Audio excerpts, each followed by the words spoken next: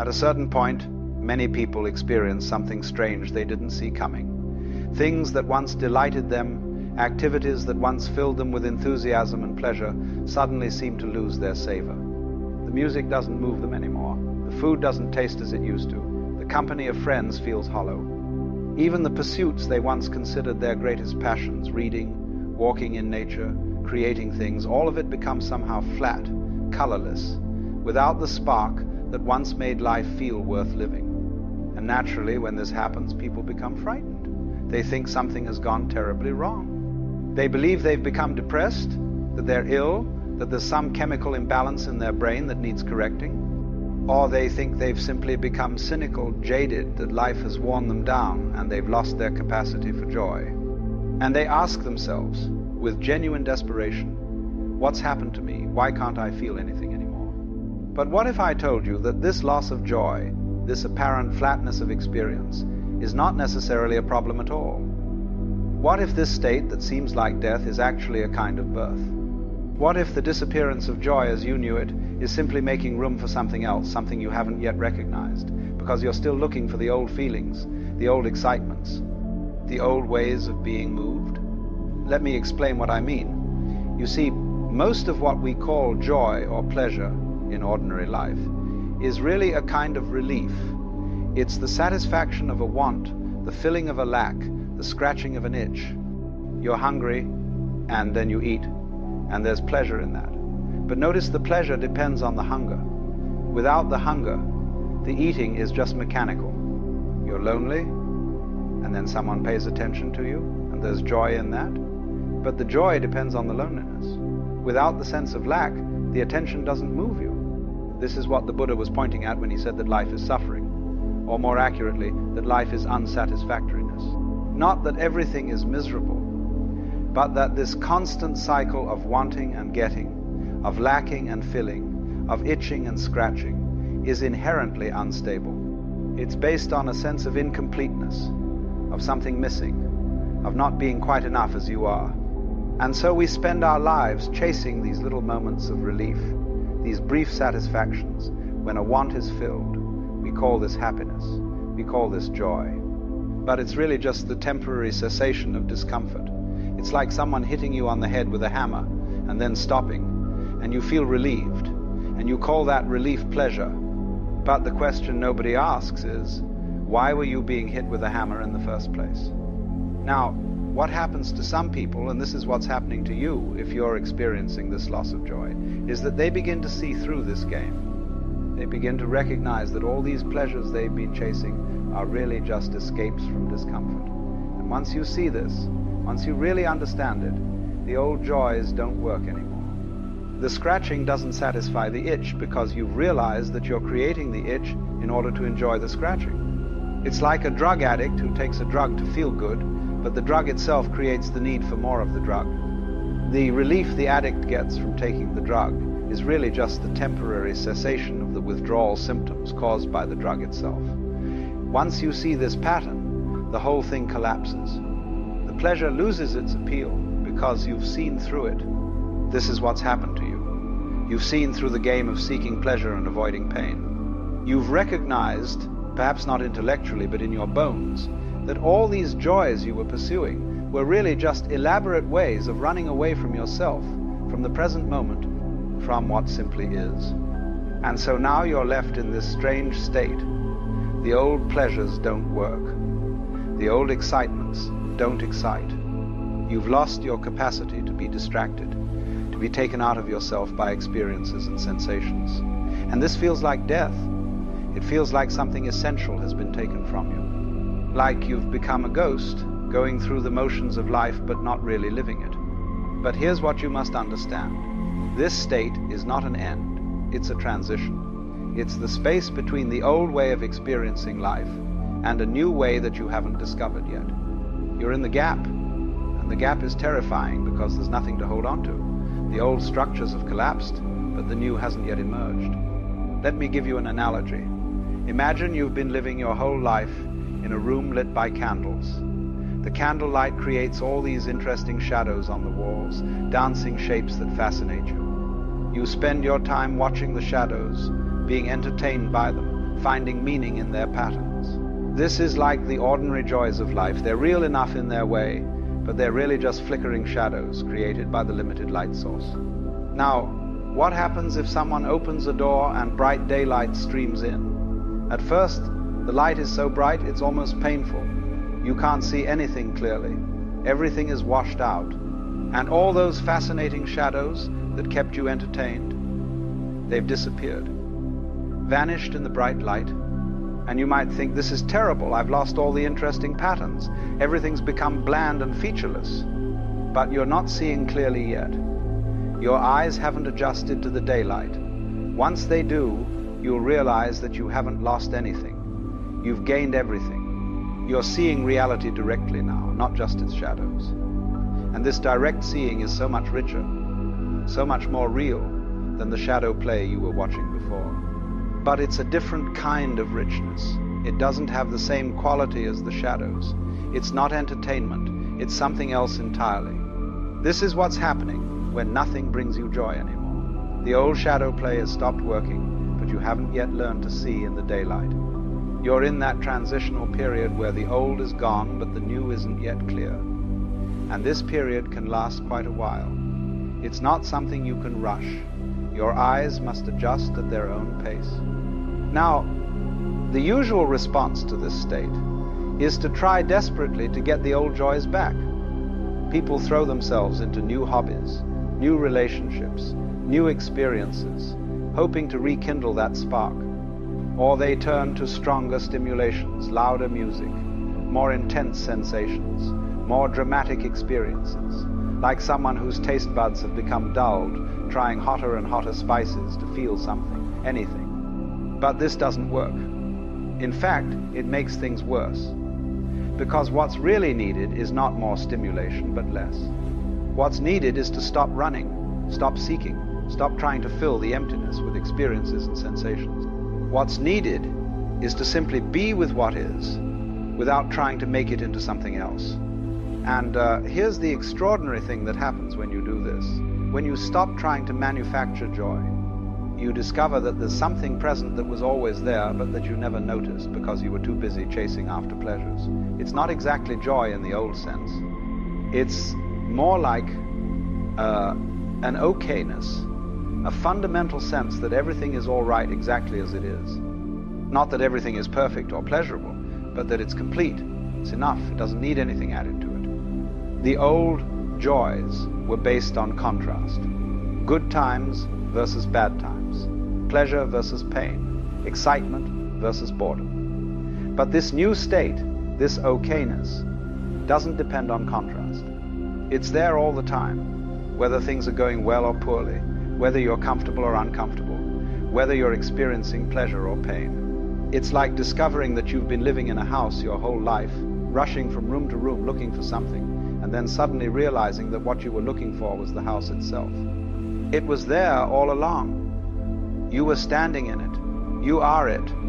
But you couldn't see it because you were too busy searching. Now, I must warn you about something. When I describe this state as an okayness or a fundamental sense that everything is all right, you might think this sounds rather dull. You might think, is that all there is? Just being okay with things? That doesn't sound very exciting. And you're right, it's not exciting in the way the old pleasures were exciting. It doesn't have that quality of peak experience, of highs and lows, of drama and intensity. But here's what you must understand. Excitement is exhausting. Drama is exhausting. The constant pursuit of peak experiences is exhausting. You can't live at that pitch all the time. What happens is that you have these brief moments of intensity and then long periods of deflation while you wait for the next high. The lows get lower and lower, and you need stronger and stronger stimuli to achieve the same highs. This is the addict's pattern, and most people are addicted to experience, to sensation, to the drama of their own lives.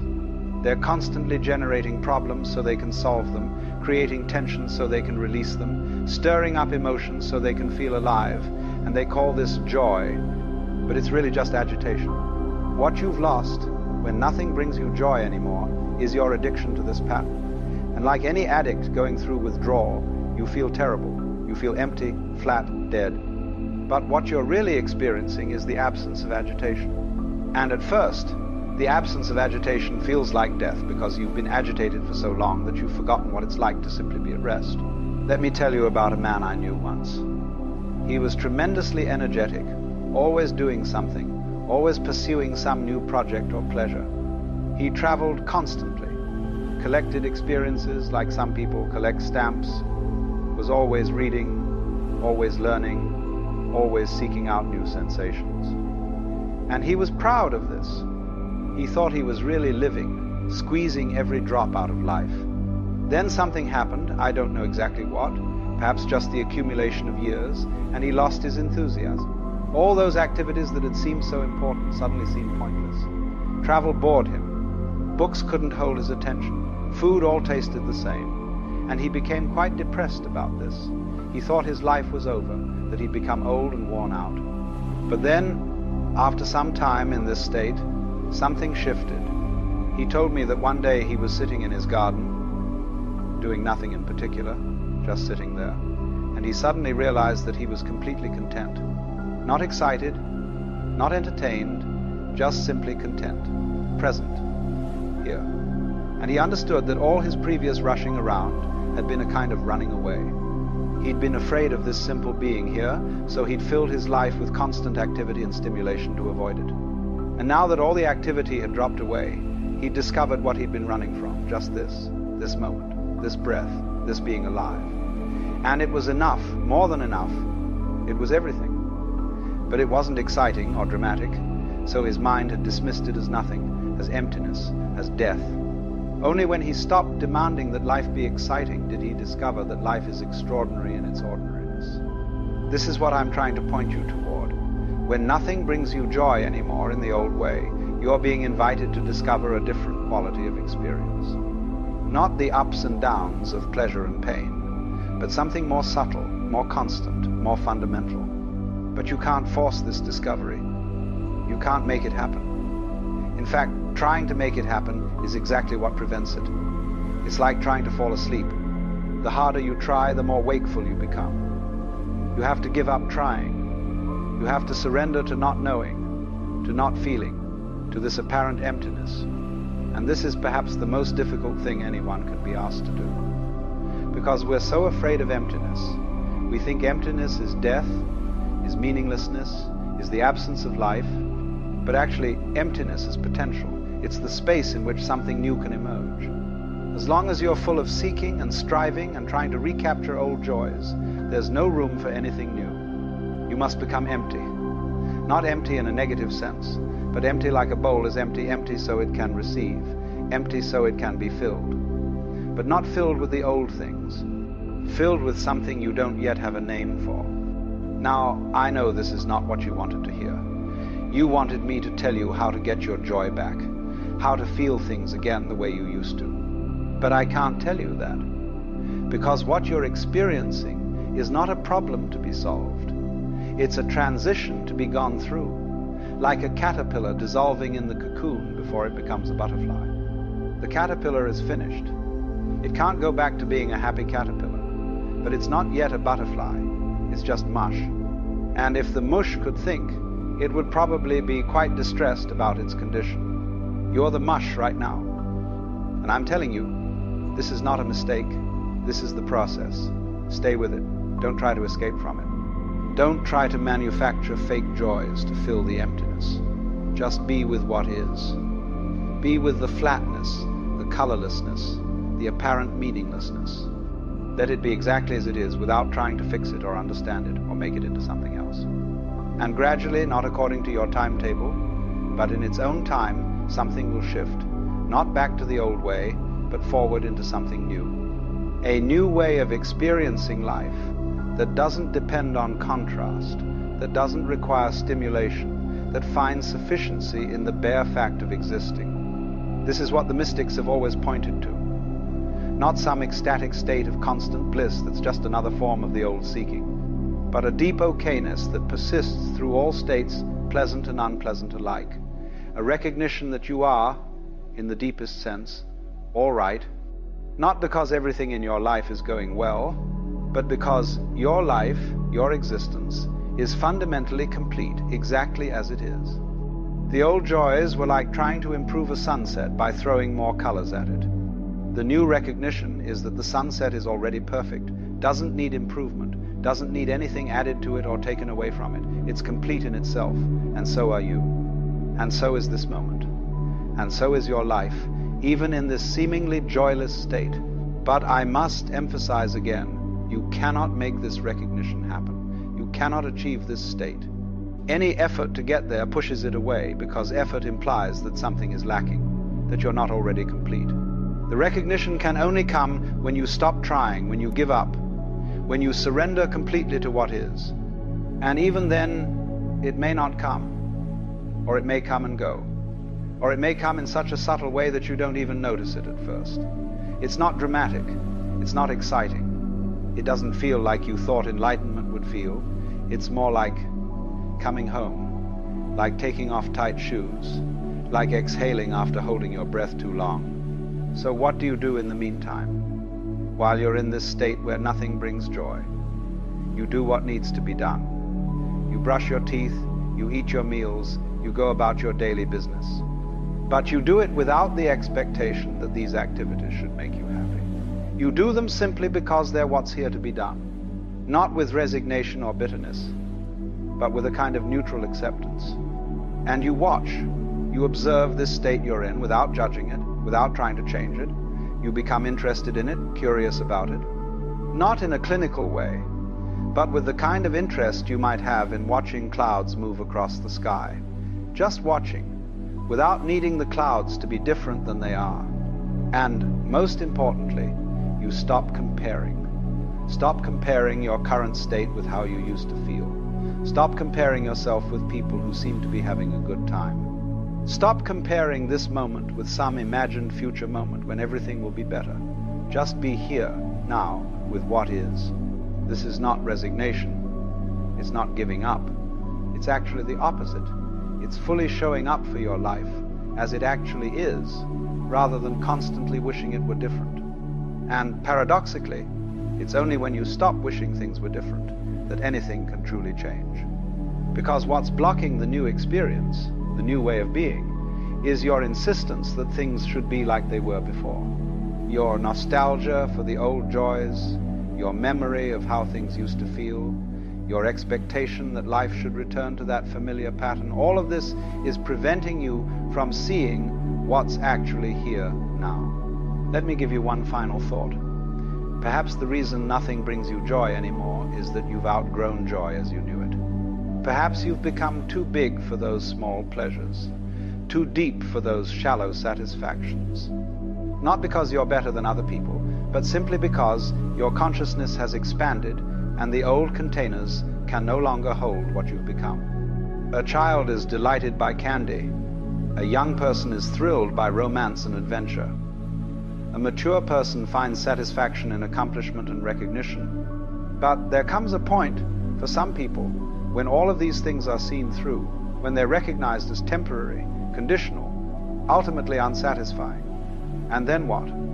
Then you're thrown back on existence itself, on the bare fact of being alive, of being conscious, of being here.